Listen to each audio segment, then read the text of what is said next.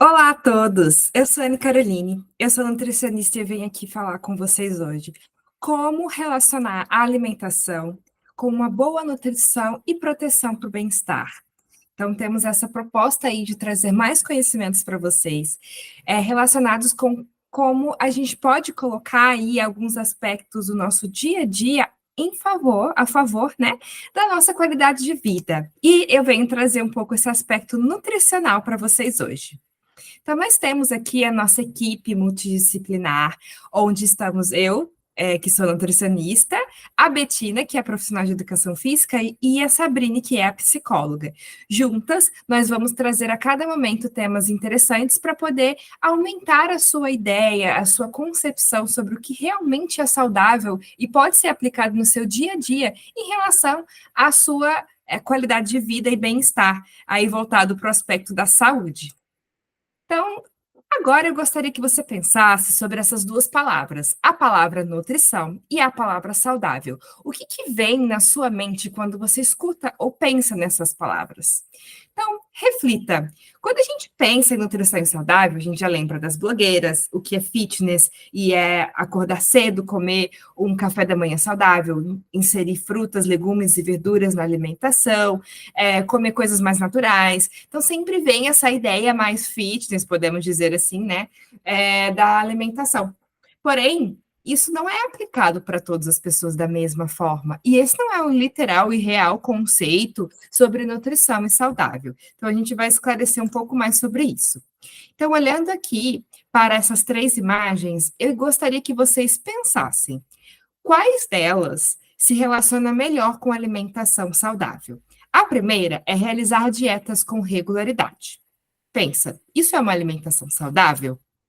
A segunda, consumir apenas alimentos in natura ou minimamente processados. Isso seria alimentação saudável? E o três, valorizar aspectos sociais e culturais na alimentação. Parece que todos estão meio certos, né? Porém, o que mais se relaciona aqui seria o número 3. Por quê? Número 1. Realizar dietas com regularidade não necessariamente significa que você está tendo uma alimentação saudável. A palavra dieta, ela é mais sobre como você se alimenta no seu dia a dia. E eu posso ter uma dieta que é saudável ou não. Então, às vezes, se a minha dieta tem muito fast food, muita pizza, hambúrguer, muitos doces, ou muito carboidrato, pouca proteína, poucas verduras, é uma dieta, mas ela não é saudável. Então, né, não necessariamente também ter uma dieta saudável é o que eu preciso para ter uma alimentação saudável. Vai muito além disso. O segundo aspecto, que é consumir apenas alimentos in natura e minimamente processados, aí vem essa palavra apenas. É quase que impossível fazer isso nos dias de hoje. Se a gente fosse aplicar isso na nossa vida, iríamos nos afastar de relações sociais, de momentos, eventos e situações que são prazerosas e são também saudáveis para o nosso bem-estar. Então, a gente acaba se afastando do que é bom para a gente, então acaba não sendo saudável, se for apenas esses produtos, esses alimentos. E o terceiro aspecto, que é valorizar aspectos sociais e culturais na alimentação, sim, isso aqui até trouxe uma foto de uma tainha, é algo que é muito importante, porque é muito rico a gente valorizar o que é da nossa cultura. Então, é importante para mim, é algo que faz sentido para mim, para minha família. Então, isso tem um grande poder, né? Assim como, por exemplo, agora, né, estamos aí na época de junho, então é a época da festa junina, e tem toda uma situação aí, uma questão cultural e histórica e também de emotiva desse momento, que é um momento de alegria, de compartilhar, de estar lá na festa e comer alimentos que são brasileiros. Então, tudo isso é muito interessante, porque a gente está valorizando o que é social e cultural. E isso, sim, é alimentação saudável. Agora, entre esses três novos aspectos. Número 1, o qual desses três é mais alimentação saudável? 1, consumir alimentos da estação e da sua região comprados por produtores locais. O segundo, buscar alimentos diferentes e bonitos de outras regiões para enriquecer a alimentação. E o terceiro, dar preferência a mercados grandes, né, supermercados, atacadão, assim, atacados, para comprar seus vegetais. Qual desses três é mais, assim, alimentação saudável mesmo? Então, aqui vamos ver. O consumir alimentos da estação, e da sua região comprados por produtores locais. Isso é um aspecto da alimentação saudável. Você está favorecendo ali a cultura e alimentando esses produtores que têm ali a proposta de produzir alimentos mais saudáveis, e quanto melhor, mais eles são estimulados, menos você está meio que favorecendo a indústria alimentícia como um todo, de uma forma de monocultura e produção em alta escala, que não é saudável, porque tem ali os seus objetivos de produzir e ganhar dinheiro. O produtor local também, mas em escalas pequenas e voltados para aquilo que é mais natural e regional. Então, isso sim é alimentação saudável. O 2, que é buscar alimentos diferentes e bonitos de outras regiões para enriquecer a alimentação, parece muito linda essa frase, mas eu não necessariamente preciso disso. Aí, o 2 e o 1 são dois aspectos que eles conversam, praticamente eles são opostos. Então, assim, legal, eu posso consumir alimento de outras regiões, mas eu preciso favorecer o que é daqui. Então, assim, às vezes eu vou comprar um alimento que é produzido tão longe, e aí ele tem que ser colhido verde. Ele tem, assim, toda a produção, todo o processo, tem que ter mais agrotóxico para poder aguentar mais tempo de transporte. E aí é transportado de um lugar muito longe, aí toda a produção de CO2 por conta do transporte, né, considerando que a maior parte do que a gente transporta hoje em dia para lá e para cá no nosso país precisa de caminhão, de carros, né, no caso seriam caminhões. Então, você vai ter aí uma produção maior de gás carbônico por conta desse transporte de longa distância. Você vai ter, acabar não favorecendo aquele produtor que realmente produziu aquele alimento, porque ele vende o alimento por um preço e o que você compra no mercado é totalmente outro, porque você está pagando o transporte, pagando tudo que está relacionado com aquele alimento que vem de muito longe e que precisa de uma que precisa de uma proteção maior para poder aguentar mais tempo, né? Então, acaba que isso é legal, interessante conhecer, mas não vai favorecer o que é saudável.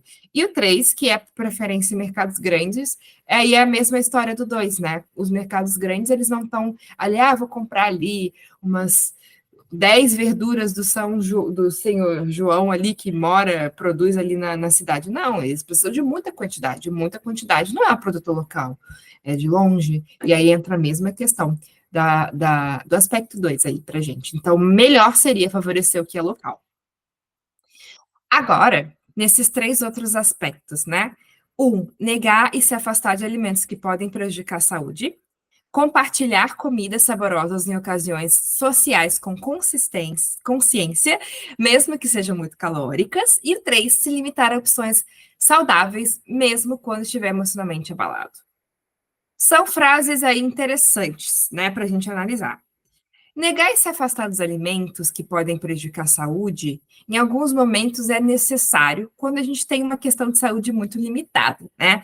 Mas a gente não precisa se reeducar em relação à alimentação através dessa forma de negar e se afastar. Não é necessário. É melhor eu desenvolver uma melhor relação com a minha alimentação do que negar e afastar, porque isso aqui gera outras questões, né? Aí, tipo, eu não posso comer, não posso beber refrigerante, mas aí eu tenho a memória afetiva do refrigerante. Eu gosto de alguns alimentos com refrigerante. E aí eu vou no local e eu quero refrigerante. Eu sofro para poder ter alimentação saudável. Essa não é a proposta. Então, negar e se afastar não é legal. E aí, aqui, compartilhar comidas em ocasiões sociais, com consciência mesmo que sejam calóricas. É o que acontece nos eventos, até mesmo a festa junina acaba acontecendo isso. Às vezes as pessoas esperam um tempão para chegar esse momento. O Natal, o Ano Novo, um aniversário, uma festa de casamento, isso faz parte. Só que a gente tem que saber como se conscientizar, por isso traz aqui consciência, para que eu consiga comer aqueles alimentos diferentes e calóricos e saborosos, mas para que não afete a minha saúde, né? Então, essa aqui é a proposta. E o 3, que é se limitar a opções saudáveis, mesmo quando estiver emocionalmente abalado, é realmente problemático, porque é um momento em que a minha alimentação, ela está relacionada com o meu emocional. Então, se eu faço isso, eu pioro ainda mais a minha relação com o alimento. Então, acaba não sendo saudável. Então, aqui o melhor seria o 2, certo? Agora que a gente viu um pouco sobre aspectos relacionados com a alimentação saudável, vamos ver aqui o conceito de alimentação saudável segundo o Ministério da Saúde. Vocês podem visualizar aqui, eu vou ler para vocês explicando um pouco. Então, ele diz: uma alimentação saudável deve ser baseada baseada, não limitada, em práticas alimentares que assumam a significação social e cultural, como falamos anteriormente, dos alimentos, como fundamento básico conceitual. Se é baseado, se é básico, não quer dizer que só isso. Vai ter momentos que ela vai ser mais fisiológica, vai ser mais emocional, mas o social e cultural está ali como base. Respeitar a sua cultura alimentar mesmo, e até mesmo familiar, né?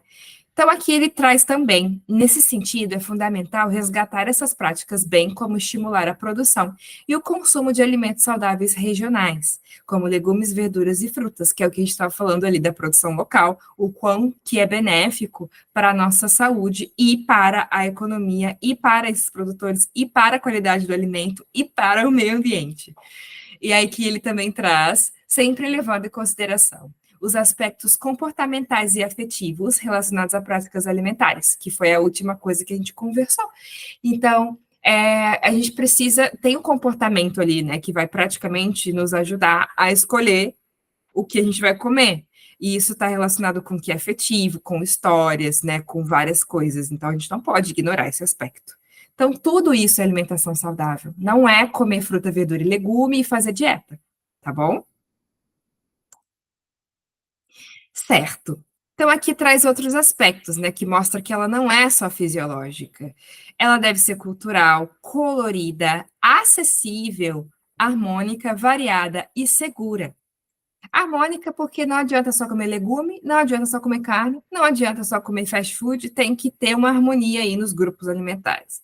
Acessível, porque ela precisa ser de fácil acesso, então não adianta nada. Ah, na minha cidade, para poder ter uma alimentação saudável, é super caro, tem que ir em um lugar muito longe e não dá para mim. Então, não é acessível, então não é saudável, porque o saudável não é só do comer, né? Tem tudo ali que gera, às vezes, até um estresse para a gente, né? Poxa, vou ter que comprar esse alimento super caro, e aí não é para ser dessa forma, né? Só que a questão de ser acessível tem muito mais a ver com as políticas municipais e tudo mais, de favorecer mesmo aquele alimento, do que o que a pessoa consegue fazer.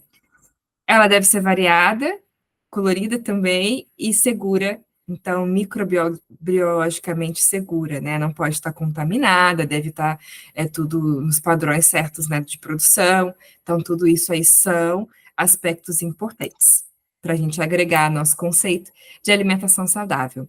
E aí, quais são os grupos alimentares que vocês conhecem? Olhando aqui nessa foto, a gente vê algumas frutas, vemos carne, queijo, peixe, aqui uma soja, parece, né? Então, como é que vocês dividem os grupos alimentares? Por que que isso é importante? Porque quando a gente pensa nos grupos alimentares, nós temos mais clareza do que escolher, quando eu sei um pouco sobre as divisões. O que que eu posso substituir, o que está faltando, é muito importante ter esse conceito. Aqui, né, como se fosse um jogo, trago aqui para você observar. Nós temos quatro fotos e quatro conceitos: cereais, sementes, leguminosas e legumes, alguns grupos. Então, né, vou aqui fazendo com vocês, são os legumes. O 3, as leguminosas, olha como são diferentes. Os feijões, a soja, esse grupo aqui são as leguminosas. O 2 são os cereais. A gente pensa em cereal, a gente lembra, né, daqueles cereais de caixinha, mas trigo, aveia, cevada, quinoa, cereais, é por conta da planta, né? A planta, tem um padrão, assim, de como ela vem, como o grão vem na natureza, então por isso são um grupo dos cereais, são da mesma família, são de famílias ali do mesmo grupo. E temos as sementes, né? Então, a chia, a semente de abóbora, a linhaça, aqui é a semente de girassol, é um grupo interessante, né? Também para ali ter as gorduras boas e outros aspectos. Aqui nós temos 5. As verduras, que é o 4, ok? Os tubérculos, qual deles? O 2. Aí, batata, beterraba, a cenoura, tudo que vem debaixo da terra e as raízes. As oleaginosas, então aqui são aquelas castanhas, né, que tem mais óleo, mas são gorduras boas também. os cogumelos, que é o 3, e as frutas, né? Que é o mais fácil aqui.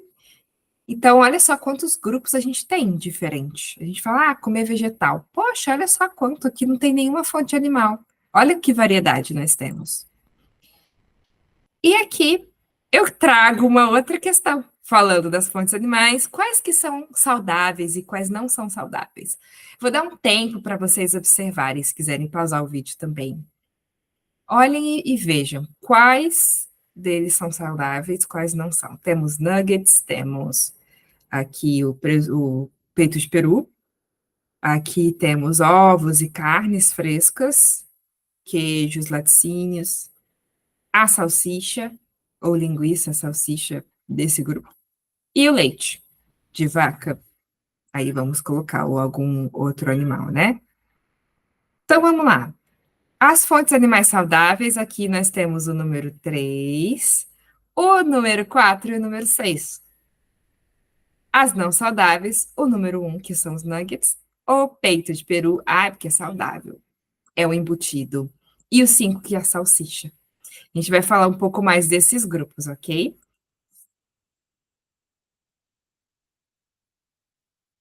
Bom, então aqui, para vocês terem essa ideia do que são os grupos alimentares, para esclarecer e separar melhor. Leguminosas, elas vão ser ricas em fibras, vitaminas, proteínas, carboidratos complexos, que são bons para controlar a glicemia, e o ferro não M, que é aquele ferro que não está ligado com a hemoglobina, porque hemoglobina é do sangue é fonte animal. Então, todo vegetal que tem ferro, ele chama de ferro não M. Os animais, ferro M. Qual a diferença? O não M, ele é menos absorvido. Eu preciso de alguma ajudinha. Por exemplo, da vitamina C. Ajuda bastante a absorver. Ferro não M, se eu consumo com cálcio, fonte de cálcio, atrapalha a absorver. Então, tem esses cuidados aí, principalmente para quem é vegetariano e vegano, a gente tem que olhar como estou consumindo minhas fontes de ferro. Então, elas são as leguminosas, o grupo aqui dos feijões, diferentes, todos os feijões, a fava, a soja, as lentilhas, o grão de bico. Temos muitos, muitos alimentos. E até mesmo o amendoim, que parece oleaginosa, ele tem muita gordura, mas ele é uma leguminosa. Os cereais, eles são ricos em carboidratos, né? Principalmente complexos, mas depende se eles são refinados ou não. Fibras, quando eles são integrais, né? Todos eles vão ter fibras, mas mais quando são integrais. Lembrando que o arroz é um cereal também, tá? As vitaminas do complexo B, principalmente, e aminoácidos, que são menores partes de proteína. Nós combinamos muito arroz e feijão, por exemplo, mas eu posso fazer outras combinações de cereais com leguminosas. Lembrando que até o milho é um tipo de cereal. Então, olha só, tá dentro desse grupo. A gente pode substituir, vez ou outro, o arroz pelo milho. Aqui, opa, voltei, mas além das leguminosas e cereais, nós temos aqui as raízes e tubérculos, frutas, verduras e legumes, são os vegetais aí mais comuns quando a gente pensa em vegetal. Eles são ricos em carboidratos, fibras, vitaminas, minerais diversos, cada um com o seu. Porque olha só as cores, quanto mais coloridos, mais minerais diferentes, mais vitaminas diferentes e mais antioxidantes e compostos bioativos diferentes, que são compostos específicos que tem em cada alimento que vão ter algum papel na sua saúde.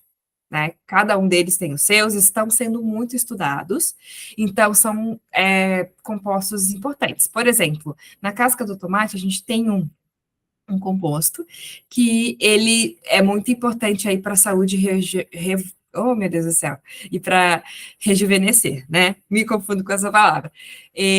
Também temos compostos, por exemplo, a quercetina, que está no alho, na casca da cebola até mesmo.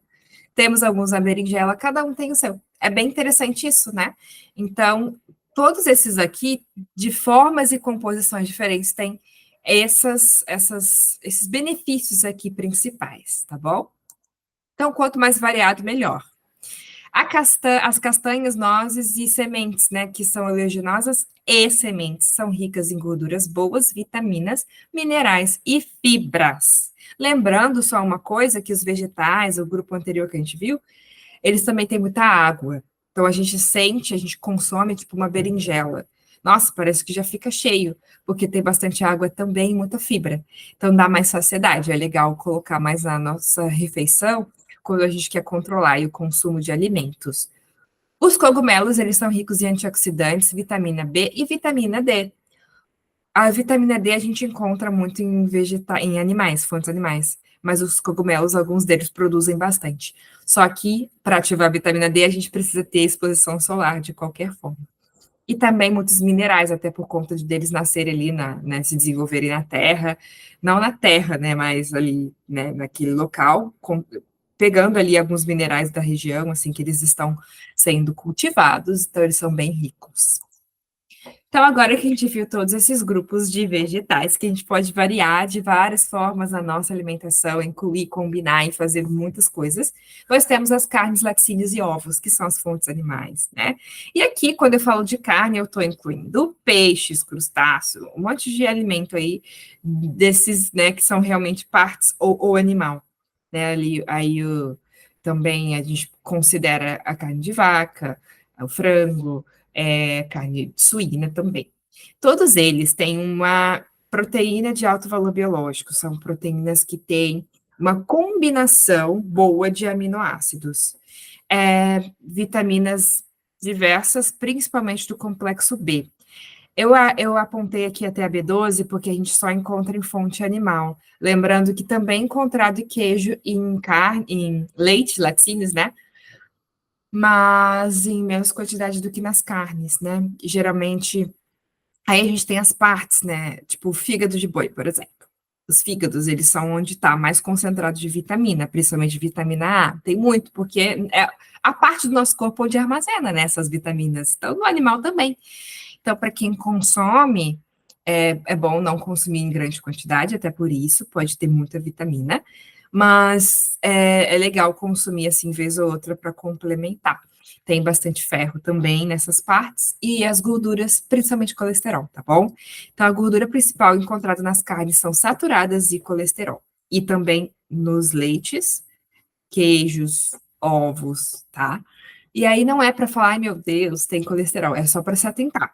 Poxa, eu consumo bastante carne. Poxa, vamos melhorar aí um pouco a sua combinação de gorduras? Às vezes você está comendo tanta gordura que não é tão saudável, e eu posso aí melhorar colocando mais aí oleaginosas ou outros alimentos, tá? Que até porque a gente, na questão das gorduras, é legal combinar diferentes grupos.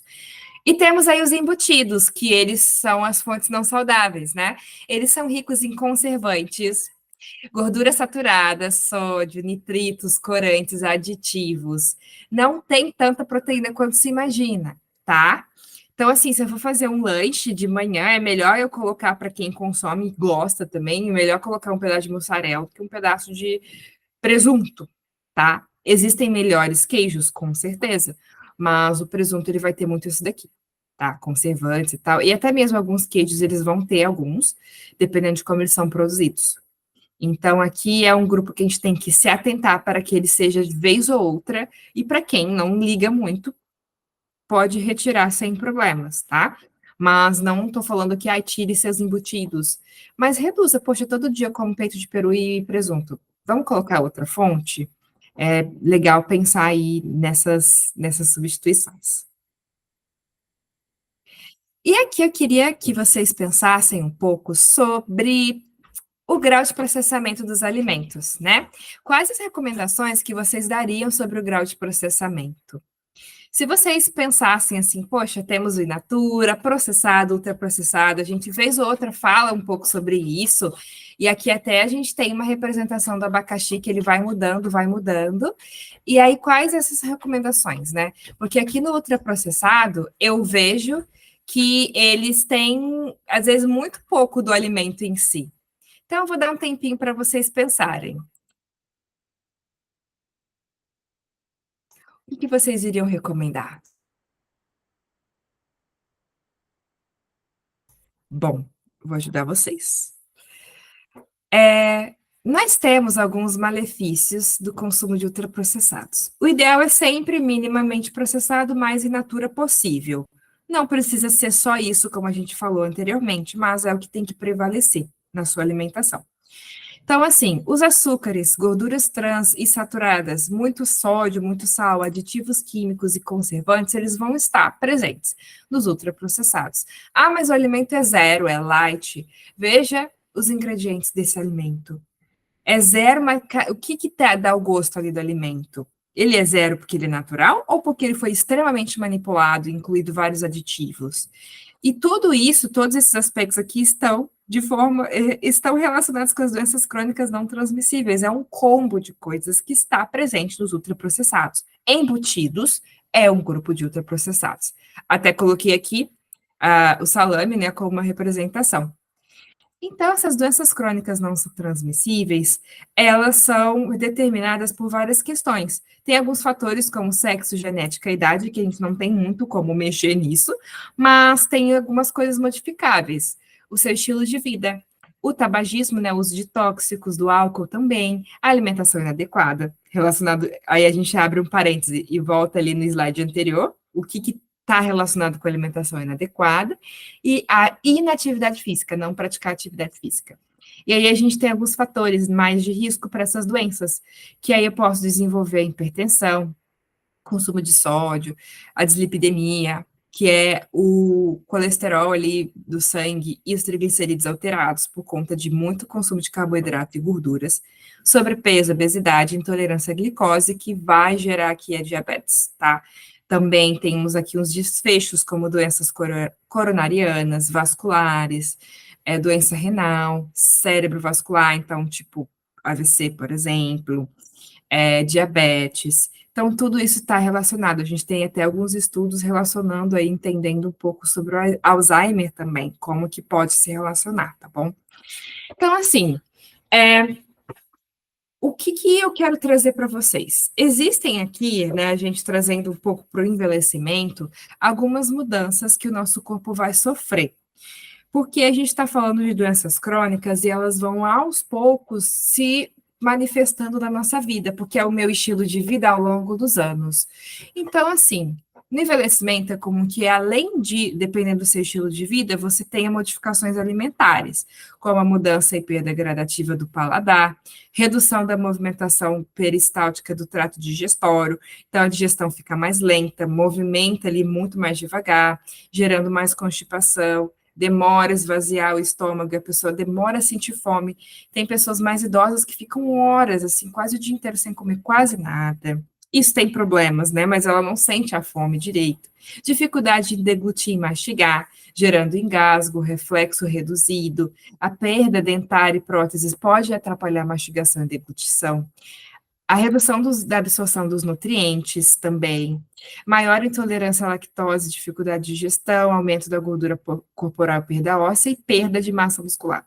É um combo de coisas que relaciona a saúde com a alimentação, com a nutrição. Então, tem que dar uma atenção maior. Estou aí chegando nos meus 45, 50 anos, 60, as mulheres aí um pouco antes, por conta da menopausa que elas sofrem, tem bastante implicação aí, essas mudanças na vida dela alimentar e no corpo, né? Então, precisamos olhar com mais cuidado para a alimentação nessa fase. Observar o que eu estou fazendo que está contribuindo para piorar o meu estado de saúde no futuro. O que eu estou fazendo, o que eu fiz a minha vida inteira, que, meu Deus, está relacionado com as doenças crônicas, o que eu posso fazer hoje para melhorar daqui para frente? Então, é isso que a gente quer trazer para vocês.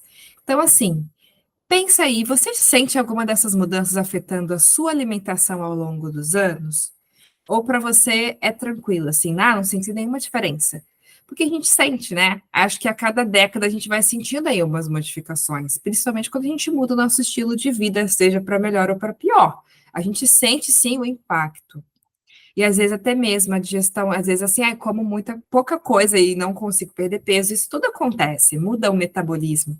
Então, como que a gente pode utilizar nosso conhecimento, a nossa conversa de hoje e a conversa também que outras meninas, que as meninas vão trazer aqui para gente, que conversam muito com isso, né? Com estilo de vida. Como é que a gente pode usar todo esse conhecimento a nosso favor? Então, vamos lá. É importante você aplicar um pouco do que a gente aprendeu hoje no seu dia a dia. Observar, primeiramente, o que você está comendo. Tudo vem da autoobservação. Meu corpo está funcionando bem? Eu estou digerindo bem? Eu estou comendo de forma variada? Eu estou me punindo por me alimentar mal? Eu estou me sentindo bem com o meu alimento? Eu consigo controlar o quanto eu como? São perguntas para ser feitas, né? Então, fazer uma receita para você ou com alguém, né? É legal isso, porque a receita é algo natural, tem ali uma questão comportamental relacionada. Escolher um dia para criar receitas, comprar um alimento diferente que nunca comeu, planejar a preparação de alimentos saudáveis, o planejamento das refeições é muito importante. Nem que seja só na minha cabeça, tipo, essa semana acho que eu vou incluir mais verduras vegetais verdes escuros, que eu acho que não estou comendo muito. Nossa, eu tenho comido só maçã e banana, acho que eu vou colocar outras frutas. É pensar, planejar. Montar marmitas em casa pode ajudar para quem tem uma rotina corrida. Comprar alimentos acessíveis de produtores locais, como a gente conversou aqui, o quanto isso é importante. Explorar a dinamicidade dos alimentos, deixar o alimento mais palatável de forma criativa, realizar suplementação com acompanhamento e orientação profissional se necessário. Tá bom? Porque às vezes a gente precisa dessa ajuda, principalmente quando a gente tem alguma questão de saúde, quando a gente está ali em alguns aspectos no envelhecimento, ou alguma questão da saúde, que, tive dengue, por exemplo, e fiquei muito mal. Fiquei mal por um tempo. Poxa, às vezes é necessário uma suplementação para voltar aí o estilo de vida, voltar à saúde e conseguir se alimentar melhor. Mas você não precisa depender dessa suplementação. Também no envelhecimento, né, a gente às vezes precisa fazer uns exames para ver as vitaminas, minerais, ver se está tudo bem. Porque às vezes a sua alimentação é monótona, a gente se acostuma com o jeito de se alimentar. E aí a variedade, os compostos bioativos, os minerais, as vitaminas estão pobres na sua alimentação. Aí é legal fazer, às vezes, né, com um acompanhamento, suplementar por um tempo, reintroduzir os alimentos variados, e com isso você tem aí uma alimentação saudável. E depois você pode tirar a sua suplementação, se for, né, o caso. É muito específico, cada caso, cada profissional vai te indicar de uma forma melhor. Mas o principal é desenvolver uma boa relação com o seu corpo e a sua alimentação, tá? Então, um alimento ele pode ser consumido de diversas formas, explore assim em seu favor. Aqui eu trouxe o milho, puxando aí a sardinha para o momento da festa junina que a gente está agora, né? Não sei em qual momento que você está assistindo esse vídeo, porém, lembrando, né, do quão importante é para a cultura brasileira, onde o milho, ele ganha várias formas, ele pode ser consumido refogado, eu posso fazer mingau, eu posso ter aí fubá, a polenta, ou angu para algumas regiões, posso fazer pipoca, eu tenho os bolos de fubá, bolo de milho, a pamonha, muitas formas de consumir. Então, explore o alimento. Não gosto de tomate, mas eu adoro o molho de tomate. Eu adoro o tomate na sopa, eu adoro. Então, pensa formas diferentes para você incluir essa variedade. É bem interessante fazer isso. E aí, puxa aí a parte das receitas também, explorar um pouco mais esse aspecto dos alimentos in natura e minimamente processados. Tá bom? Então, eu agradeço muito a participação de vocês aqui, a sua presença. Eu espero que eu tenha ajudado a esclarecer um pouco desses aspectos e que, de certa forma, tenha tocado aí na sua mente, no seu coração, para que você consiga aplicar essas mudanças na sua vida e conseguir realmente desenvolver um estilo de vida mais saudável. Muito obrigada.